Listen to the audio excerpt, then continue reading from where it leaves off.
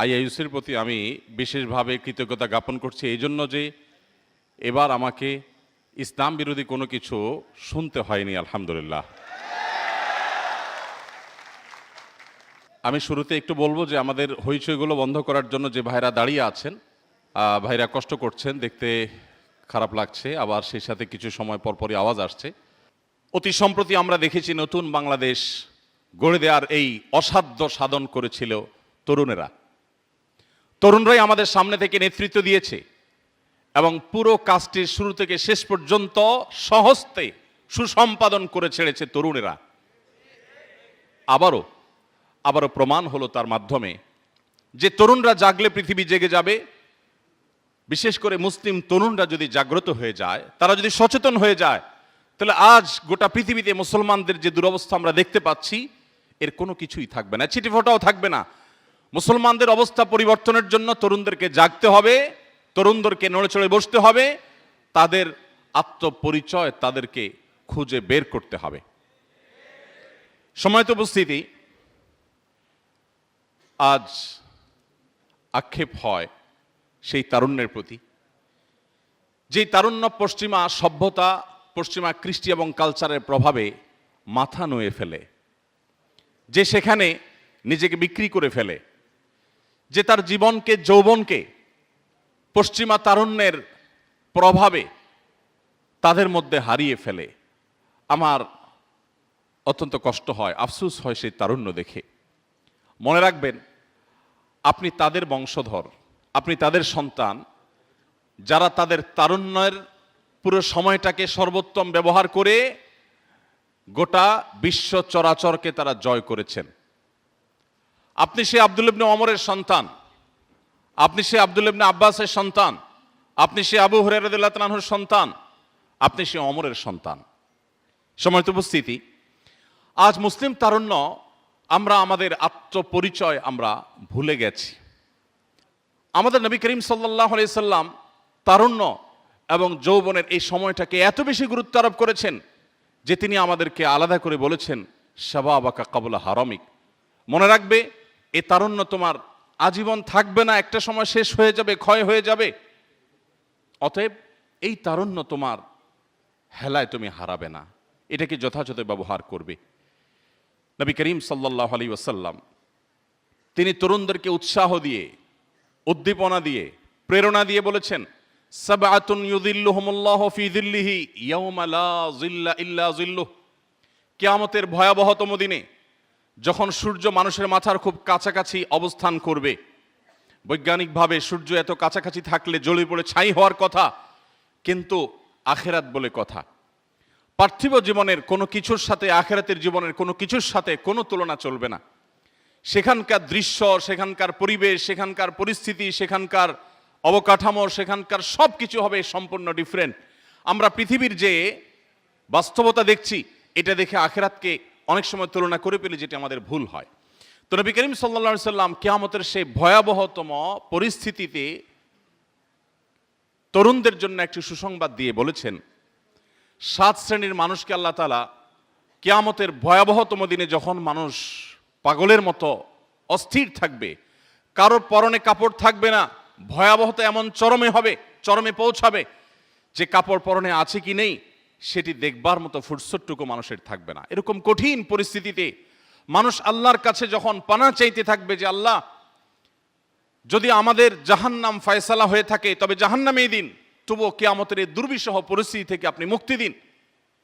নবীদের কাছে মানুষ দৌড়ে গিয়ে আকুতি জানাবে, আল্লাহর কাছে ফরিয়াদ করুন যেন বিচার কার্য আল্লাহ তাআলা শুরু করেন।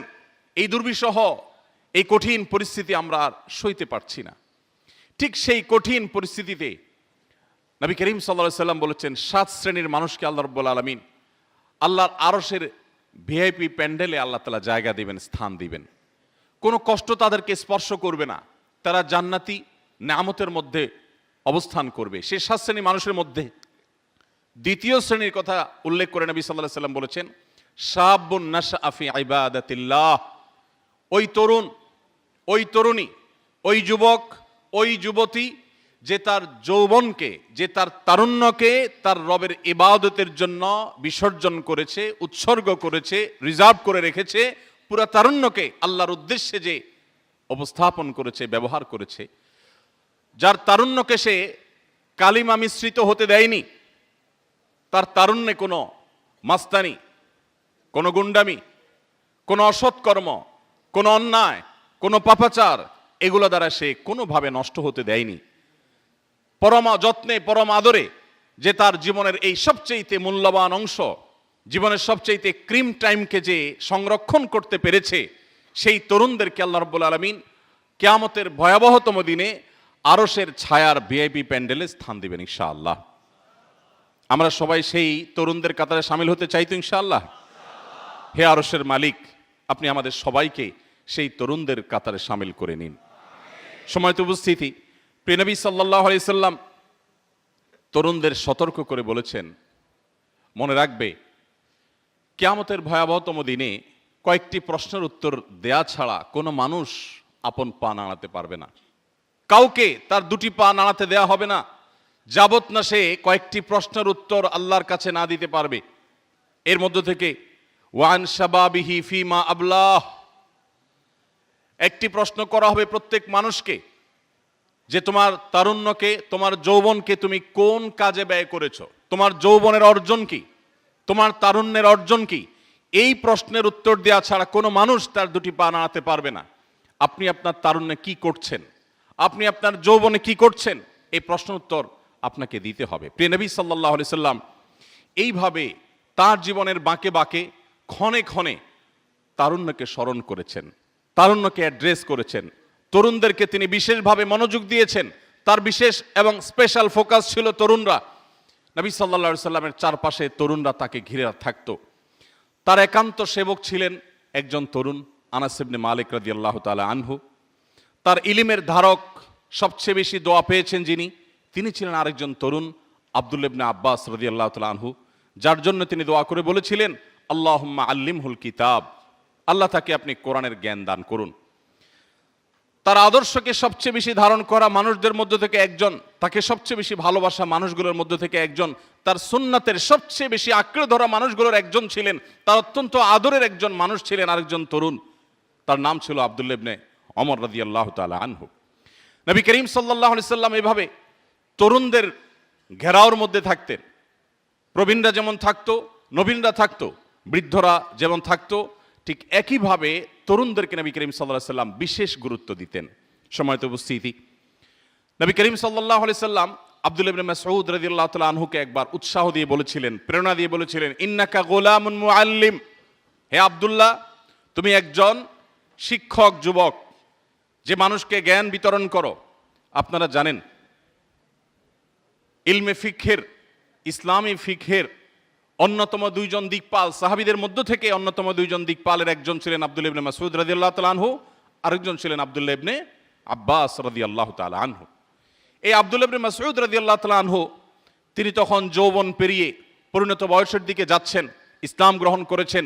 নবী করিম সাল্লাল্লাহু আলাইহি সাল্লাম তাকে এমন প্রেরণা দিয়েছেন, পরবর্তীতে তিনি মুআল্লিমুস সাহাবা, সমস্ত সাহাবীদের বা অন্য সাধারণ সাহাবীদের শিক্ষকে তিনি পরিণত হয়েছেন। নবী করিম সাল্লাল্লাহু আলাইহি সাল্লামের প্রেরণায় একজন তরুণ, তিনি কিয়ামত পর্যন্ত আগত মানুষের কাছে রেফারেন্স ব্যক্তি হিসেবে অনন্য এক আসনে আসীন হয়েছেন। আজও ইসলামী ফিকহের গুরুত্বপূর্ণ বিষয়ে আব্দুল্লাহ ইবনে মাসউদ রাদিয়াল্লাহু তাআলা আনহুর মতামতকে গুরুত্বের সাথে স্মরণ করা হয়। ওই যে নবী সাল্লাল্লাহু আলাইহি সাল্লাম তার তারুণ্যে তাকে উৎসাহ দিয়ে বলেছিলেন, ইন্নাকা গোলামুন মুআল্লিমুন, আপনি এমন একজন, তুমি এমন একজন যুবক যে যার ভিতরে মানুষকে শিক্ষাদান করার প্রবণতা আছে, তুমি মানুষকে শিক্ষা দান করো, জ্ঞান বিতরণ করো, তোমার ভিতরে শিক্ষকতার প্রবণতা আছে। নবী সাল্লাল্লাহু আলাইহি ওয়াসাল্লাম নিজেও বলেছেন, বুইস্তু মুআল্লিমা, আমি শিক্ষক হয়ে পৃথিবীতে এসেছি, মানুষকে গাইড করা আমার কাজ। সম্মানিত উপস্থিতি, আবু মুসা আশআরী রাদিয়াল্লাহু তাআলা আনহুর নাম সম্ভবত আমরা সবাই শুনেছি। আবু মুসা আশআরী রাদিয়াল্লাহু তাআলা আনহুর কণ্ঠ অনেক সুন্দর ছিল। নবী করিম সাল্লাল্লাহু আলাইহি ওয়াসাল্লাম এই তরুণকেও প্রশংসা করে প্রেরণা দিয়ে দাউদ আলাইহিস সালামের বংশধরের, দাউদ আলাইহিস সালামের যে কণ্ঠ ছিল, সে কণ্ঠের মাধুর্য যে আল্লাহ তাআলা তাকেও দিয়েছেন, তাকে সেই কথা বলে অনুপ্রাণিত করেছেন। অর্থাৎ এভাবে নবী সাল্লাল্লাহু আলাইহি সাল্লাম বিভিন্ন সময় তারুণ্যকে উৎসাহ দিতেন, তিনি প্রেরণা দিতেন এবং তাদেরকে সাহস যোগাতেন। আরেকজন তরুণের নাম না বললেই নয়, আপনারা অনেকেই শুনে থাকবেন মুসআব ইবনে উমাইর রাদিয়াল্লাহু তাআলা আনহুর কথা। মুসআব ইবনে উমাইর রাদিয়াল্লাহু তাআলা আনহু এই সাহাবী আমার জীবনে এত বেশি প্রভাব ফেলেছেন যে আমার ছেলেদের মধ্যে এক ছেলের নাম রেখেছি আমি মুসআব। নবী করিম সাল্লাল্লাহু আলাইহি সাল্লাম মুসআব ইবনে উমাইর রাদিয়াল্লাহু তাআলা আনহুকে মদিনায় পাঠিয়েছেন ইসলামের দাওয়াত দেওয়ার জন্য। আপনারা জানেন এত চমৎকারভাবে নবী করিম সাল্লাল্লাহু আলাইহি সাল্লামের দূত হিসাবে, নবী সাল্লাল্লাহু আলাইহি সাল্লামের প্রতিনিধি হিসাবে মদিনাতে ইসলামকে এত সুন্দরভাবে উপস্থাপন করেছেন যে মদিনায় হিজরতের প্রেক্ষাপট রচনা করেন এই তরুণ সাহাবী, এবং তার মাধ্যমে মদিনার অনেক বড় বড় ব্যক্তিরা ইসলামের ছায়াতলে আসতে পারে। ইসলামের ইতিহাসের যে সোনালী যুগ পরবর্তীতে রচিত হয়েছে এর পেছনের নেপথ্যের নায়কদের অন্যতম ছিলেন একজন তরুণ সাহাবী মুসআব ইবনে উমাইর রাদিয়াল্লাহু তাআলা আনহু। নবী করিম সাল্লাল্লাহু আলাইহি সাল্লামের অত্যন্ত প্রিয়, অত্যন্ত আস্থার, অত্যন্ত ভালোবাসার তারুণ্যের আরেকটি চরিত্রের নাম হলো যায়েদ ইবনে সাবিত রাদিয়াল্লাহু তাআলা আনহু। যায়েদ ইবনে সাবিত রাদিয়াল্লাহু তাআলা আনহুকে বয়সে তরুণ হওয়া সত্ত্বেও নবী সাল্লাল্লাহু আলাইহি সাল্লাম একটি গুরু দায়িত্ব দিয়েছিলেন। তিনি যায়েদ ইবনে সাবিত রাদিয়াল্লাহু তাআলা আনহুকে বলেছেন, তুমি ইহুদিদের ভাষা শেখো, কারণ ইহুদিদের সাথে আমার কূটনীতিক বিভিন্ন চিঠিপত্র আদান প্রদান হয়। এই সমস্ত কূটনৈতিক তৎপরতার ক্ষেত্রে তোমাকে দোভাষীর ভূমিকা পালন করতে হবে। তাদের চিঠিপত্রের অনুবাদ তুমি আমাকে করে দিতে হবে। আমার দেওয়া চিঠিপত্র, আমার দেওয়া বার্তা বাণী এগুলো তাদের মাঝে তুমি পৌঁছাতে হবে। যায়েদ ইবনে সাবিত রাদিয়াল্লাহু তাআলা আনহু নবী করিম সাল্লাল্লাহু আলাইহি ওয়াসাল্লামের নির্দেশ পালন করে এই গুরু দায়িত্ব তিনি তার কাঁধে তুলে নিয়েছিলেন, এবং তিনি শিখেছিলেন ইহুদিদের ভাষা এবং অত্যন্ত চমৎকারভাবে নবী করিম সাল্লাল্লাহু আলাইহি ওয়াসাল্লামের দোভাষীর কাজ করেছিলেন। বয়সে তিনিও কিন্তু একজন তরুণ ছিলেন। সময়ত উপস্থিতি, নবী করিম সাল্লাল্লাহু আলাইহি সাল্লাম মক্কা বিজয়ের পর যখন মক্কা থেকে তিনি বাহিরে যাবেন, মক্কা রাষ্ট্রের দায় দায়িত্বগুলো বুঝিয়ে দেওয়ার জন্য তিনি বেছে নিয়েছেন একজন তরুণকে। সেই তরুণের নাম হলো আত্তাব ইবনে উসাইদ রাদিয়াল্লাহু তাআলা আনহু। অনেক বৃদ্ধ আরো অন্য বয়সের মানুষ থাকা সত্ত্বেও এমন একজন তরুণকে আমাদের প্রিয় নবী সাল্লাল্লাহু আলাইহি সাল্লাম মক্কায় তার প্রতিনিধি হিসাবে রাষ্ট্র পরিচালনার দায়িত্ব দিয়েছিলেন, যার বয়স 20 বা 21 ছিল। বিভিন্ন ঐতিহাসিকরা বলেছেন 21ও তার বয়স তখনও পরিপূর্ণ হয়নি। এরকম একজন টকবগে যুবককে তিনি মক্কায় তার প্রতিনিধি হিসাবে পুরো দায়িত্ব তার কাঁধে তুলে দিয়ে তারপর নবী সাল্লাল্লাহু আলাইহি সাল্লাম সেখান থেকে গিয়েছেন। তরুণরা নবী করিম সাল্লাল্লাহু আলাইহি সাল্লামের কাছে কত গুরুত্বপূর্ণ ছিলেন, যুবকদের প্রতি নবী সাল্লাল্লাহু আলাইহি সাল্লামের কি মনোযোগ ছিল, কয়েক ঘন্টা আলোচনা করলে বোধহয় সেটি শেষ করা সম্ভবপর হবে না। সময়ত উপস্থিতি, আমরা আরেকজন সাহাবীর নাম জানি, আব্দুল্লাহ ইবনে হুযাফা রাদিয়াল্লাহু তাআলা আনহু। নবী করিম সাল্লাল্লাহু আলাইহি সাল্লাম তাকে আরেকটি গুরু দায়িত্ব দিয়েছিলেন। মদিনা রাষ্ট্রের তরফ থেকে, পক্ষ হতে প্রিয় নবী সাল্লাল্লাহু আলাইহি সাল্লামের প্রতিনিধি হিসাবে, তার দূত হিসাবে বড় বড় প্রভাবশালী রাজা বাদশাদের কাছে নবী করিম সাল্লাল্লাহু আলাইহি সাল্লাম এই সাহাবী আব্দুল্লাহ ইবনে হুযাফা রাদিয়াল্লাহু তাআলা আনহুকে পাঠিয়েছেন। কতটা গুরুত্ব তিনি তরুণদেরকে দিতেন, কতটা ভালোবাসতেন তরুণদেরকে, তার একটা উজ্জ্বল উদাহরণ হলেন এই আব্দুল্লাহ ইবনে হুযাফা রাদিয়াল্লাহু তাআলা আনহু। নবী করিম সাল্লাল্লাহু আলাইহি সাল্লামের একান্ত সেবা করার জন্য সবারই আগ্রহ ছিল। সবাই চাইতেন নবী সাল্লাল্লাহু আলাইহি সাল্লামকে একান্তে সেবা দিতে, তার খেদমত করতে। কিন্তু তিনি সেই সুযোগটা দিয়েছেন আরেকজন তারুণ্যের দিকে অগ্রসর হতে যাওয়া একজন সাহাবীকে, আনাস ইবনে মালিক রাদিয়াল্লাহু তাআলা আনহু, যার নাম। ঠিক একইভাবে আমরা দেখেছি অগণিত তরুণদের ভিড়ে নবী করিম সাল্লাল্লাহু আলাইহি সাল্লাম বসবাস করতেন এবং তরুণদেরকে তিনি এতটা ভালোবাসতেন। আমরা যারা বয়সে তরুণ আছি, বয়সে যারা নবীন আছি, আমাদের কি সেই ভালোবাসার প্রতিদান দেওয়া উচিত নয়?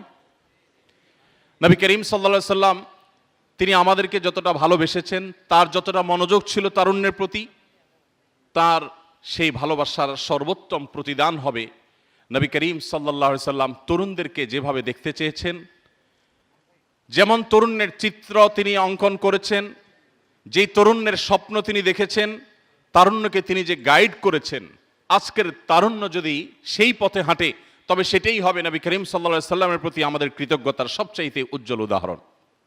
সম্মানিত উপস্থিতি, নবী করিম সাল্লাল্লাহু আলাইহি সাল্লাম তরুণদের সবচেয়ে বেশি যে বিষয়ে গুরুত্ব দিতেন সেটি হলো তরুণরা যেন তাদের তারুণ্যকে সকল প্রকার নোংরামো থেকে, সকল প্রকার পাপাচার থেকে, বিশেষভাবে চরিত্রহীনতা থেকে তারা যেন নিজেদেরকে হেফাজতে রাখে। কারণ আপনারা জানেন, তারুণ্যের এই সময়টা, এটা পৃথিবীকে জয় করার সময়। অতি সম্প্রতি আমরা দেখেছি নতুন বাংলাদেশ গড়ে দেওয়ার এই অসাধ্য সাধন করেছিল তরুণেরা। তরুণরাই আমাদের সামনে থেকে নেতৃত্ব দিয়েছে এবং পুরো কাজটির শুরু থেকে শেষ পর্যন্ত সহস্তে সুসম্পাদন করে ছেড়েছে তরুণেরা। আবারও প্রমাণ হলো তার মাধ্যমে যে তরুণরা জাগলে পৃথিবী জেগে যাবে। বিশেষ করে মুসলিম তরুণরা যদি জাগ্রত হয়ে যায়, তারা যদি সচেতন হয়ে যায়, তাহলে আজ গোটা পৃথিবীতে মুসলমানদের যে দুরবস্থা আমরা দেখতে পাচ্ছি, এর কোনো কিছুই থাকবে না, ছিটিফোঁটাও থাকবে না। মুসলমানদের অবস্থা পরিবর্তনের জন্য তরুণদেরকে জাগতে হবে, তরুণদেরকে নড়ে চড়ে বসতে হবে, তাদের আত্মপরিচয় তাদেরকে খুঁজে বের করতে হবে। সময়ত উপস্থিতি,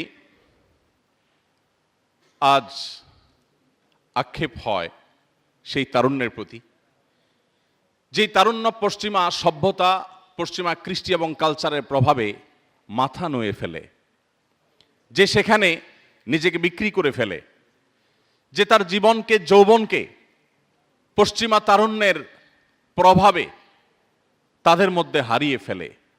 আমার অত্যন্ত কষ্ট হয়, আফসোস হয় সেই তারুণ্য দেখে।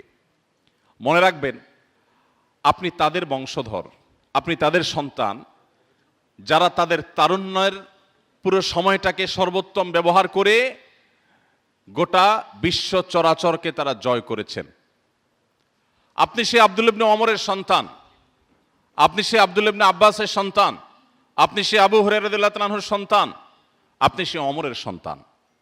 সম্মানিত উপস্থিতি, আজ মুসলিম তারুণ্য আমরা আমাদের আত্মপরিচয় আমরা ভুলে গেছি।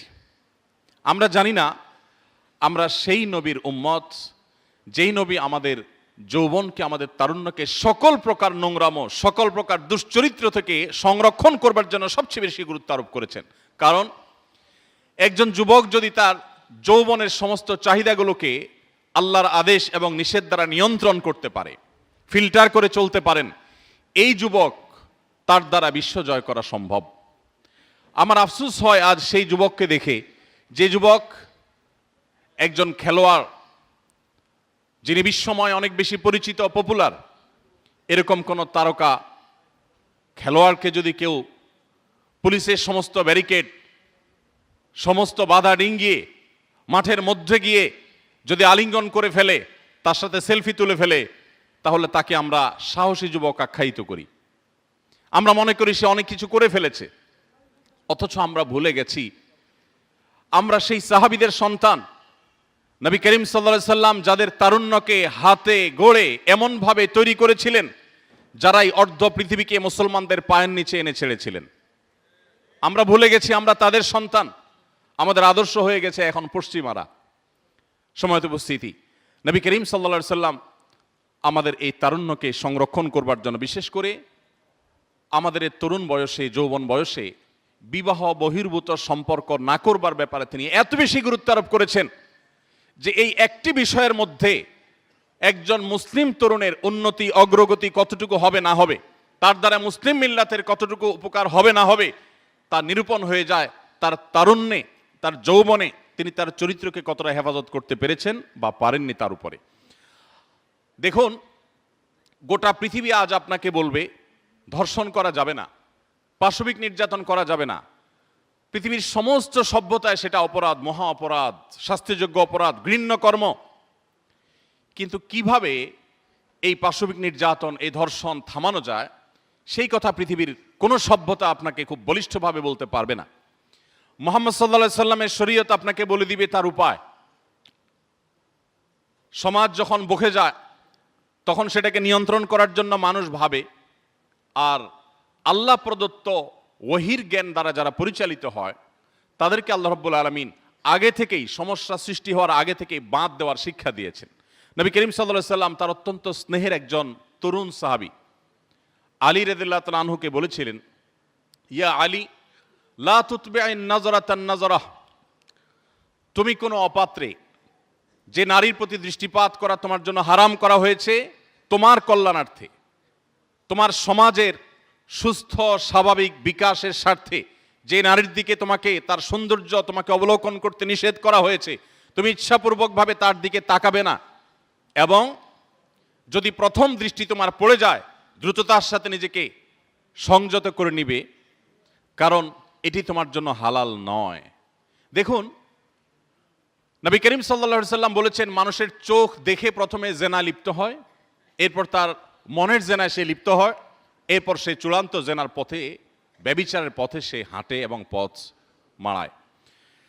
এভাবে নবী করিম সাল্লাল্লাহু আলাইহি সাল্লাম তারুণ্যের চরিত্রকে হেফাজত করার কথা বলেছেন।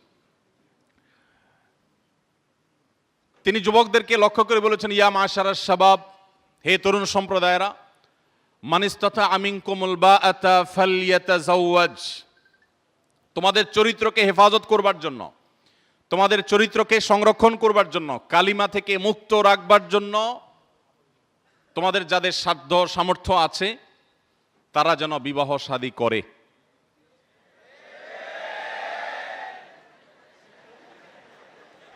আল্লাহ তাআলা আমাদের অভিভাবকদের মনগুলোকে গলিয়ে দিন। আমাদের বাবা মাদের আল্লাহ তাআলা সুমতি দান করুন।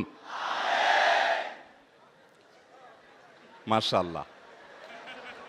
আমি কি আলোচনার সবচেয়ে গুরুত্বপূর্ণ অংশে উপনীত হলাম? মাশাআল্লাহ। ঠিক আছে, আল্লাহ রাব্বুল আলামিন সব অবিবাহিত ভাইদের বিবাহের ব্যবস্থা করে দিন, অবিবাহিত বোনদের বিবাহের ব্যবস্থা করে দিন।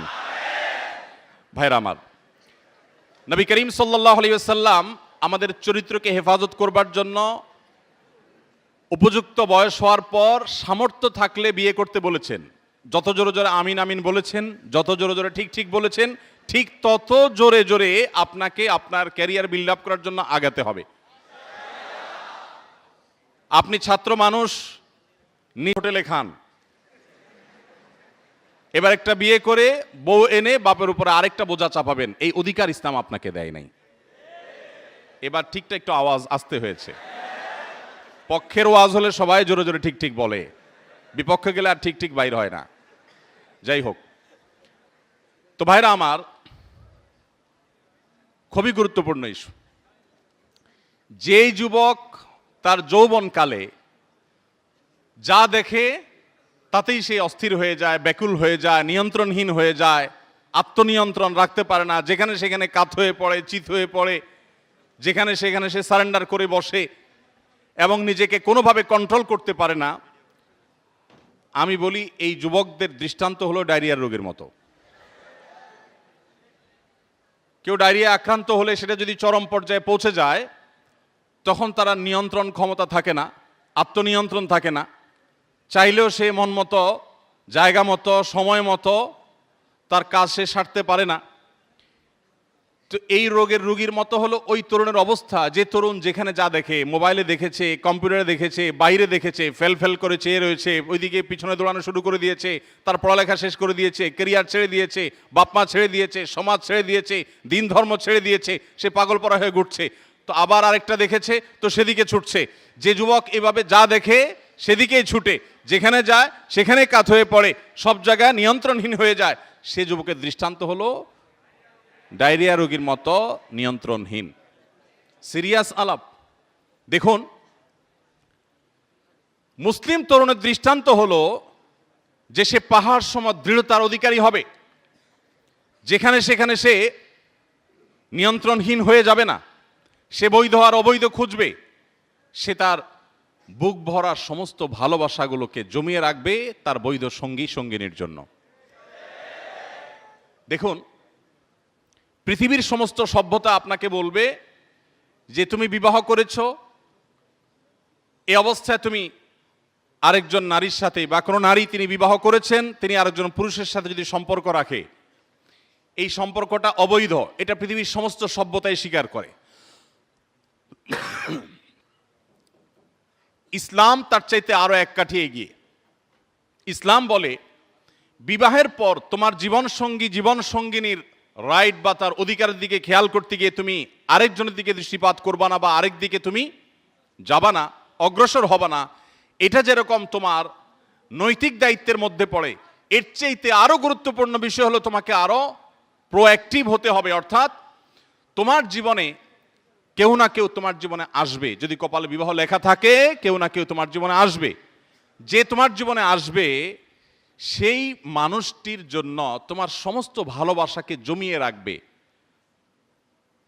তুমি যদি তার আগে অপাত্রে কুপাত্রে বিভিন্ন জায়গায় অজাগায় তুমি তোমার তথাকথিত ভালোবাসাকে বিলিয়ে বেড়াও, নষ্ট করে বেড়াও, তাহলে তোমার সেই হবু স্বামী, হবু স্ত্রী, তোমার যে হবু জীবন সঙ্গী বা সঙ্গিনী, তার জন্য সমস্ত ভালোবাসাগুলো জমিয়ে রাখার কথা ছিল, সে তুমি জমিয়ে রাখো নাই। অর্থাৎ আমার জীবনে যিনি আসবেন তার প্রতি আমার কমিটমেন্ট, তার প্রতি আমার ভালোবাসার সবচেয়ে উৎকৃষ্ট উদাহরণ হবে যে তার আসার আগেও আমার সমস্ত ভালোবাসা, সমস্ত অনুভূতি, অনুভব, উপলব্ধি সব কিছুকে আমি জমিয়ে রাখবো তার জন্য। এর চাইতে প্রোঅ্যাক্টিভ চরিত্রবান মানুষ আর কে হতে পারে? ইসলাম আমাদেরকে সেই শিক্ষা দেয়। পশ্চিমা সভ্যতা আপনাকে সেটা বলবে না, বলবে যে তোমার যা খুশি তা করো, সমস্যা নাই, তবে বিয়ের পর আর করিও না।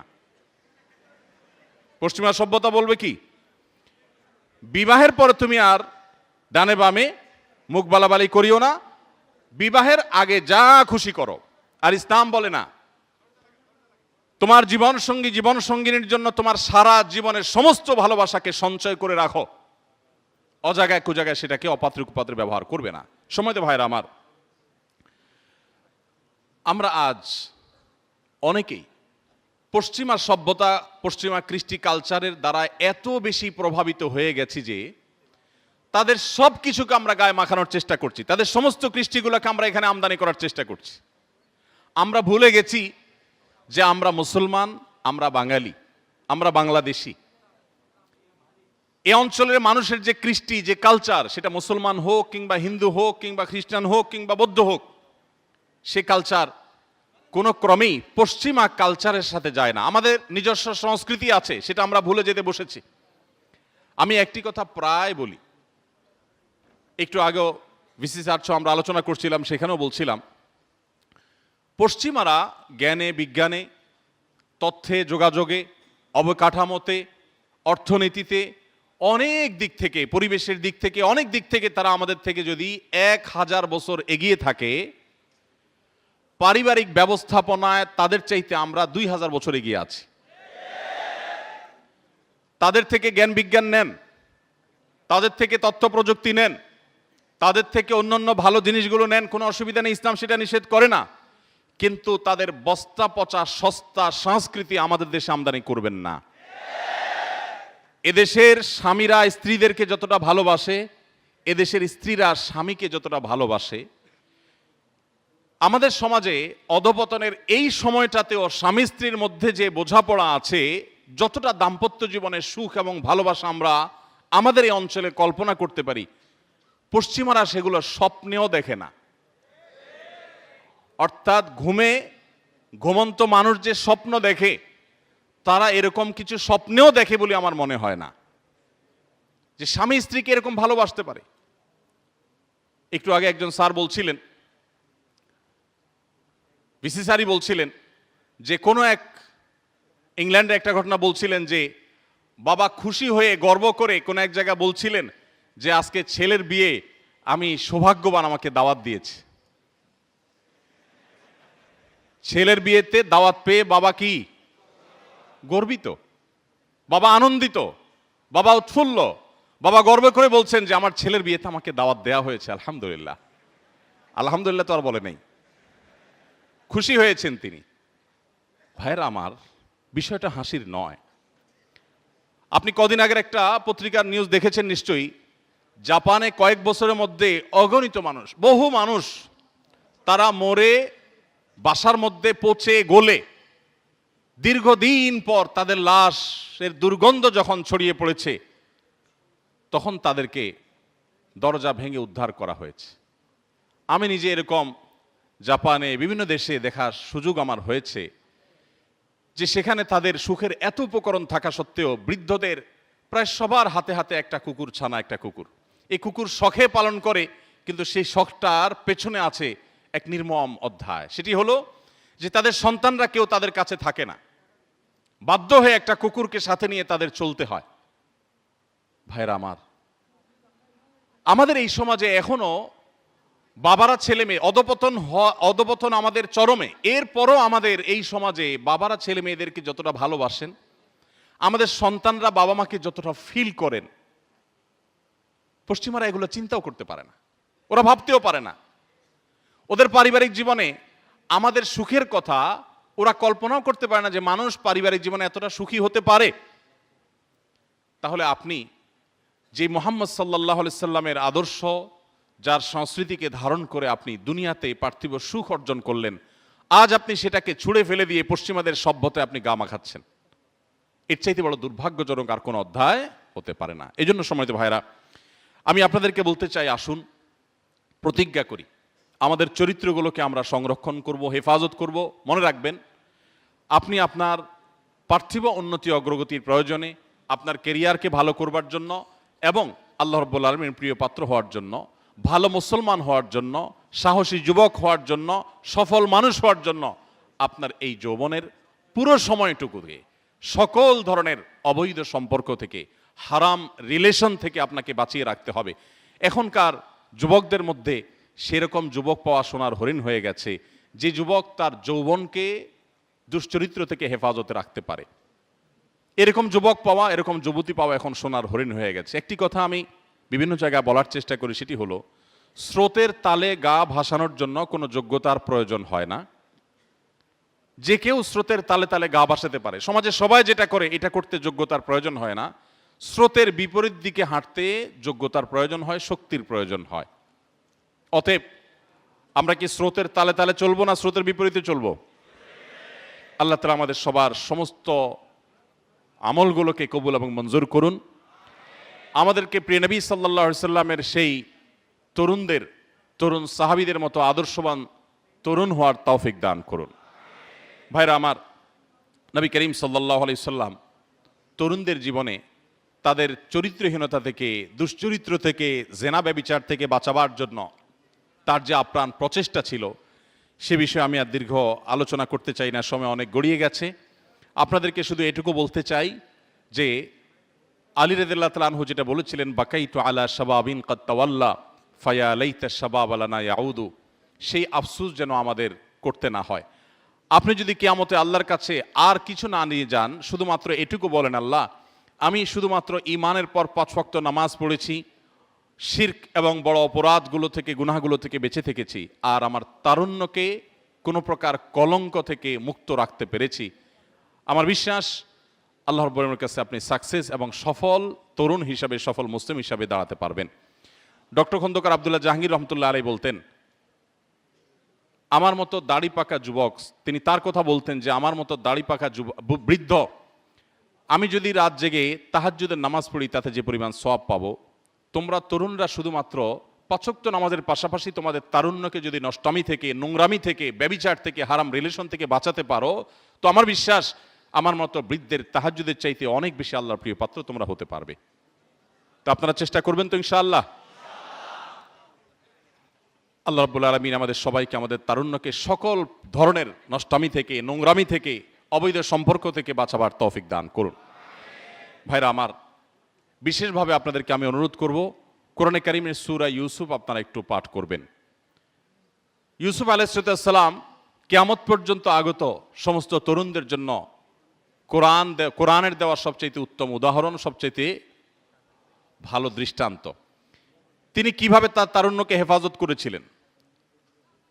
7 শ্রেণী যুবকের যে হাদিস আমরা বলেছি, অবাক করা বিষয় হলো, যেখানে 7 শ্রেণীর মানুষকে আল্লাহ রাব্বুল আলামিন আরশের নিচে ছায়া দিবেন কিয়ামতের ভয়াবহতম দিনে, সেখানে 7 শ্রেণীর মধ্যে 2টা শ্রেণী আছে এই চরিত্র কেন্দ্রিক। তার একটা হলো সরাসরি শাবুন নাশা ফি ইবাদাতিল্লাহ, যে যুবক তার তারুণ্যকে আল্লাহর ইবাদতে কাটাবে। আরেকটা হলো ওই যুবক বা ওই যুবতী, ওই পুরুষ বা ওই নারী, যাকে অন্যায় বা পাপের কাজে আহ্বান করা হবে, অবৈধ রিলেশনের জন্য কেউ অফার করবে, আর সে বলবে ইন্নী আখাফুল্লাহ, আমি আল্লাহকে ভয় করি, আমার এই তারুণ্যে আমি কোনো নোংরামি লাগাতে দেব না, যা হয়েছে তার জন্য তওবা করে পরিপূর্ণভাবে আল্লাহর কাছে ইস্তেগফার করে যদি আমি ফিরে আসি, আল্লাহ তাআলা পেছনের সমস্ত গুনাহ মাফ করবেন ইনশাআল্লাহ। এবং নতুন করে যদি কেউ সংকল্প করে এবং তার তারুণ্যকে সে যদি হেফাজত করে, শুধুমাত্র এই হারাম অফারকে যদি কেউ ডিনাই করতে পারে, এই ইমানি শক্তিটুকুকে যদি অর্জন করতে পারে, এই আমলের বিনিময়ে কিয়ামতের ভয়াবহতম দিনে সে আল্লাহর আরশের নিচে ভিআইপি প্যান্ডেলে স্থান পাবে ইনশাআল্লাহ তাআলা। আমরা সবাই চেষ্টা করব তো ইনশাআল্লাহ। সেই সাথে আপনাদেরকে বলতে চাই, প্রিয় নবী সাল্লাল্লাহু আলাইহি সাল্লাম তরুণদের মধ্যমপন্থী হতে উৎসাহিত করেছেন। আজ আমাদের তারুণ্যের একটা অংশকে আমরা দেখতে পাই তারা মধ্যম পন্থা থেকে বিচ্যুত হয়ে যাচ্ছেন। নবী করিম সাল্লাল্লাহু আলাইহি সাল্লাম সবসময় তরুণদেরকে মধ্যম পন্থা, সব বয়সী মানুষদেরকে, বিশেষভাবে তরুণদেরকে মধ্যম পন্থা অবলম্বন করার জন্য গাইড করতেন। অতএব আমরা মধ্যম পন্থা অবলম্বন করব, কোরআন এবং হাদিসের জ্ঞানে আমরা আলোকিত হওয়ার চেষ্টা করব, ভাই বোন মুসলিম না হয়ে ইসলামটাকে জানার চেষ্টা করব। বিশেষ করে আন্তর্জাতিক ইসলামী বিশ্ববিদ্যালয় চট্টগ্রাম বাংলাদেশের বেসরকারি বিশ্ববিদ্যালয়গুলোর ভিতরে এমন একটি বিশ্ববিদ্যালয়, যে বিশ্ববিদ্যালয়ের পরিবেশ, যার ভেতরের অংশ আমার ঘুরে ঘুরে দেখার সুযোগ হয়েছে, যেটা দেখার পর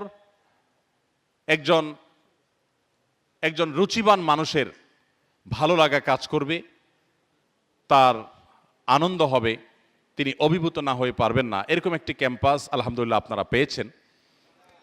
আমি আপনাদের প্রতি উদাত্ত আহ্বান রাখতে চাই, যারা বিশেষ করে জেনারেল সাবজেক্টগুলো নিয়ে পড়াশোনা করছেন তাদেরকে বলতে চাই যে আপনারা ইসলামকে জানার এই সুবর্ণ সুযোগ হাতছাড়া করবেন না। মনে রাখবেন, আপনার কর্মজীবনে প্রবেশের পর আপনি শত চেষ্টা করলেও ইসলামকে সুন্দরভাবে সঠিকভাবে জানার সুযোগগুলো আপনার জন্য এতটা অবারিত থাকবে না আপনার এই প্রিয় ক্যাম্পাসে যতটা আপনার জন্য সেটা আছে। অতএব আপনাদেরকে আমি বিনীতভাবে আহ্বান করতে চাই যে আপনারা ইসলামকে ভালোভাবে জানুন, জন্মসূত্রে মুসলিম না হয়ে জ্ঞানে, জেনে শুনে এবং কোরআন হাদিসের আলোকে মুসলিম হওয়ার চেষ্টা করবেন।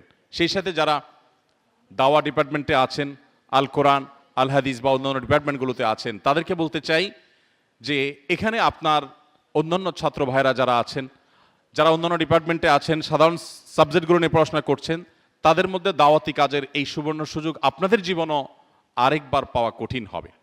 মনে রাখবেন, ছাত্র জীবন থেকে বোঝা যায় কে কত দূর যাবে কিংবা যাবে না। অতএব আপনাদের এখন থেকে নিজেদের গতিপথ ঠিক করতে হবে এবং দাওয়াতের এক দারুণ পরিবেশ এই ক্যাম্পাসে আপনাদেরকে গড়ে তুলতে হবে।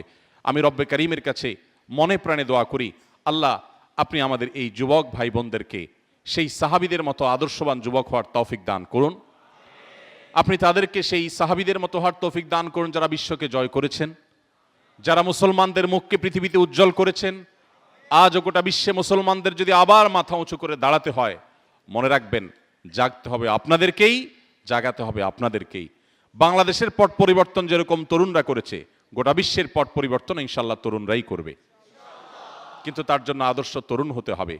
যে যুবক আল্লাহর ভয়ে, আল্লাহর নির্দেশের প্রতি শ্রদ্ধার জায়গা থেকে তার তারুণ্যকে হারাম রিলেশন থেকে বাঁচাতে পারে না, তার দ্বারা আর যাই হোক অন্তত বিশ্বজয় করার স্বপ্ন, এটা তার দ্বারা একেবারেই অলীক স্বপ্ন ছাড়ার কিছুই না। বিধায় এই জায়গাটাতে আপনাদের বিশেষভাবে ফোকাস করার জন্য আমি অনুরোধ করব। এবং সেই সাথে আমি শেষ অনুরোধ যেটি রেখেছি তা হলো, আপনারা মধ্যম পন্থা অবলম্বন করার পাশাপাশি ইসলামিক জ্ঞানে নিজেরা সমৃদ্ধ হবেন, অন্যদেরকে সমৃদ্ধ করবেন। আল্লাহ রাব্বুল আলামিন এই প্রতিষ্ঠানকে গোটা বিশ্ব মানবতার কল্যাণে পৃথিবীতে সবচেয়ে বেশি ভূমিকা রাখার মতো একটা প্রতিষ্ঠান হওয়ার তৌফিক দান করুন।